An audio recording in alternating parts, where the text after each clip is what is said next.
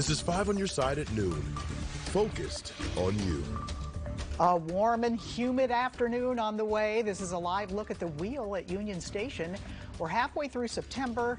We are still expecting a very warm week ahead. Thanks for being here. I'm Kay Quinn. If you didn't get any rain during yesterday's storms, chances are you're going to be waiting a while. Meteorologist Gary Frank here with the weather impact forecast. Yeah, it's hot and it's dry. The sun's coming out just a little bit in Missouri Botanical Garden, but everything in your garden is probably in need of water just because it has significantly dried out over the last few days. Some of us got some rain from Francine, but overall it was a pretty big bust as it did not want to work its way further north. It has kept our temperatures down from cloud cover in Sullivan, Rolla, and also in Salem. Low to mid-70s. Otherwise, mid-80s in some cases, close to 80. It is warming up significantly out there. Here's where some of the clouds are. You can really see Sullivan, Troy, Farmington. That's kind of the dividing line where the clouds are a little thicker off to the south, where there are a few showers here from Rolla anywhere to the north, and not much in the way of rain, and Viburnum even a pop-up shower. That's a spot I would look later on throughout the rest of the afternoon, but temps are in the mid to upper 80s the rest of the day as we continue to see that. Our main weather impacts this week are the Francine remnants I can finally talk about no longer after today. It's going to be hot and dry again, as you mentioned, and that's going to be the big story, is how much of a deficit we become in, and when are we even going to think about our next chance for rain? We'll talk about that in a few minutes. All right, we'll see you then. Thank you, Gary. Happening later today, St. Louis City leaders will share plans to increase safety along a busy road in South City. Morgan Ford Road, where it meets the River des Peres, is an accident hotspot. Cars often travel at high speed. That contributes to the problem. Over the course of the past 7 months, the city's been conducting a traffic study along River des Peres from Gravois to Interstate 55. If you'd like to learn more, you can attend tonight's meeting. It's at the Carondelet Recplex. That meeting starts at 4:30. If you're a frequent Metrolink rider in the Metro East, get ready for some changes to your commute. This week, there will be new procedures in place to get onto the platform at Jackie Joyner Kersey stop, which means you'll need to start planning ahead. 5 on your side, Sydney Stallworth reports from East St. Louis. We're at the Jackie Joyner Kersey Metrolink station in East St. Louis, and we're helping you plan out your commute because you will start to see changes this week. Take a look. Starting with the gates, you won't be using them like you typically would. You'll actually see guards checking the Metro tickets here, and take a look at these security cameras. You're going to see dozens more just like these at this platform in order to improve safety. There are also plans for new fencing that is up and ready this afternoon to improve safety. Now, Metrolink says you have to plan ahead because if you don't, these changes could slow up your commute.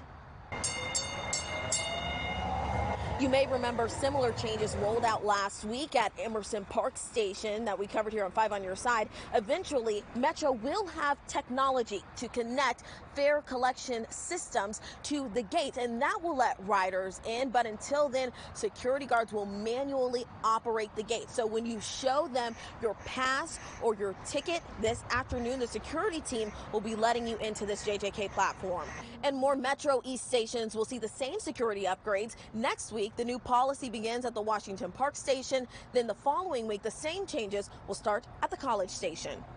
Now, if you're finding it tough to keep up with all of these changes, don't worry. They're actually posted here for riders at the JJK station. It says right here that the fare must be presented, in this case to the security guard, in order to get access to the Metrolink platform. And if you're watching in the Show Me State, you need to be paying attention as well this afternoon, because pretty soon stations like Delmar Loop and Union Station will also see these changes. Now, we're told by Metrolink officials that these changes will be rolled out to all 38 Metrolink stations by the start of 2026. That's the latest from East St. Louis. I'm Sydney Stallworth, 5 on your side. Right now, police are looking for 2 men caught on camera robbing a business near Baldwin. The thieves took off with hundreds of thousands of dollars worth of jewelry in just 2 minutes. Our Mercedes McKay spoke with the store manager who explained how it happened. Islam Abdul Majid was back at work Sunday, less than 24 hours after the unthinkable happened in his family-owned jewelry shop in Baldwin. I really don't expect stuff like this to happen, especially around these areas. Cameras from outside the Hobb jewelry store capturing this moment just before noon Saturday. What looks like an old man asking to be buzzed into the store. Abdul Majid, thinking it was any other customer, let the man in. He opened the door and another guy came in running to me at gunpoint. And By that time, I knew it was too late to do anything. Surveillance video from inside the shop showing the 4 suspects sprinting inside. Abdul Majid and one employee crouched behind the desk while one of the suspects held a gun to their faces. The masked robbers stealing at least $500,000 worth of jewelry in just 2 minutes. Plaza was kind of busy at the time. It was around lunchtime, and a lot of people were out, seeing what's going on and stuff. And so it's very traumatic. Trauma that has already led to change. Armed security now manning the door. We're hoping this won't happen again. We'll probably be putting in security, more security alarms on the doors, and we'll be working on a new system for the store. While the open sign is still flashing, Abdul Majid wants everyone to know they'll be safe when they visit the shop as this family-owned business pushes forward. We work hard to get this money, and it's a really big amount. We could do a lot. But we're going to stay strong. We're still in business. In Baldwin, Mercedes McKay, 5 on your side. None of the employees were physically hurt. The same jewelry store was robbed 2 years ago. Anyone with information is asked to contact Baldwin Police. The number's on your screen, 636-227-9636. This afternoon, a man faces first-degree murder charges in a deadly shooting in Cahokia Heights. The major case squad says 19-year-old David Hodges shot and killed 18-year-old DeMonta Mosley last Monday. Hodges is being held in St. Clair County without bond. 2 people remain in critical condition following a shooting on a party bus in St. Louis over the weekend. It happened just before 1 Sunday morning outside the Quick Trip on Choteau. According to police, a 19-year-old man was found shot outside the party bus. Another 19-year-old was found shot inside the bus.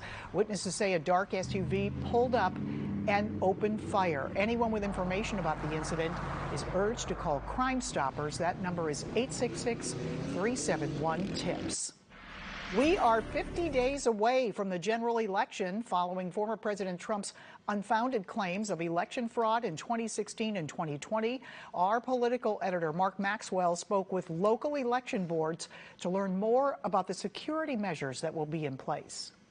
Steps is Illinois taking to make sure no non-citizen votes? We at the state board provide our local election authorities with a database, the Illinois Voter Registration System, that has tools such as a connection to the Social Security database, the federal database. Any new registration that provides a Social Security number can be checked against that. Besides technology, the St. Louis County Board says voters can feel more at ease because election officials from both the Democratic and Republican parties are always present during the voting process.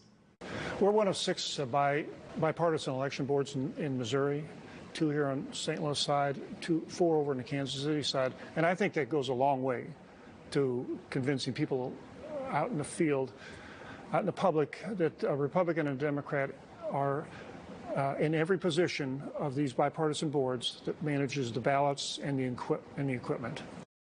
If you'd like to watch the full interviews from the record, text the word record to 314-425-5355. We'll text you the link.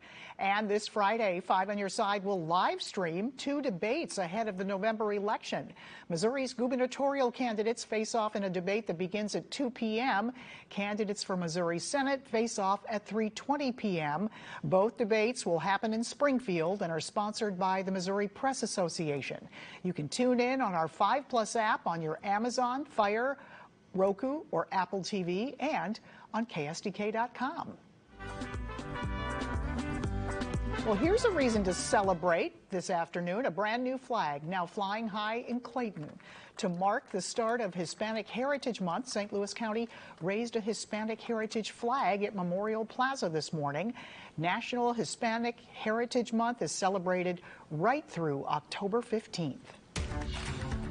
An email extortion scam on the rise. Ahead, our National Verify team has tips on what to do if you see a threatening email in your inbox. Former President Donald Trump, the target of yet another assassination attempt. What we're learning about the shooter.